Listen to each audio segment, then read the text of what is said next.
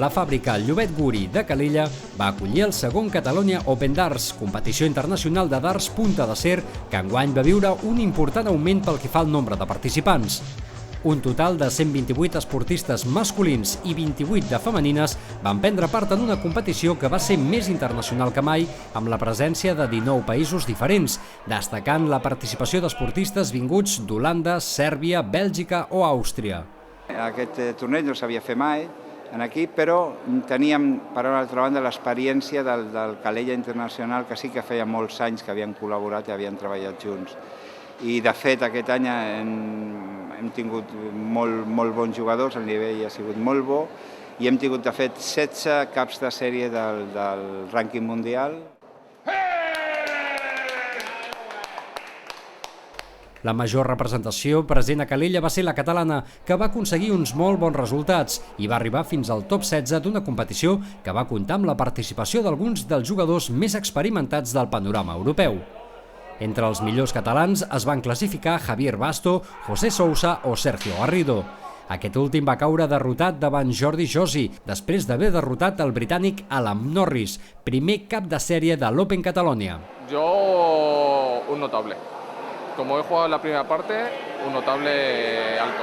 Bueno, la primera 4-0, bien, y las demás todas han sido en el desempate, o sea que me he tenido que esforzar y dar lo máximo de mí. Després d'una jornada maratoniana, van aconseguir arribar a la final femenina Kathy Girards i Sharon Prince. Va ser una final molt igualada. El primer joc el va guanyar Sharon, que amb un D20 va aconseguir el primer break del partit. Al segon joc, Kathy va guanyar amb un tancament de 38 punts amb 2 darts i en el següent joc va fer valer la seva sortida per fer un D20 i posar-se davant del marcador per 2-1. A partir d'aquí, la jove talent holandesa va encadenar diverses tirades de 140 per tancar el quart joc amb 60 punts en 2 darts i va igualar la final a 2 jocs. El cinquè el va tornar a guanyar Sharon amb el mateix tancament i aconseguir un nou break. El sisè i definitiu joc va ser clarament dominat per Sharon Prince, que va aconseguir diverses tirades de 100 punts per acabar amb un D20 i el títol de campiona de l'Open Catalonia. En categoria masculina van arribar a la final el belga Dimitri van der Berg i el finès Ulf Seder.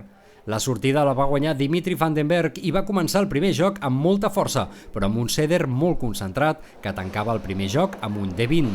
El segon joc va ser per a un Dimitri que es va saber refer molt bé de perdre el primer joc i aconseguia la igualada a la final. Una igualtat que tornaria a trencar Seder en el tercer joc de la final i que de nou tornaria a posar Van der Berg en el quart joc, que acabava amb empat a 2.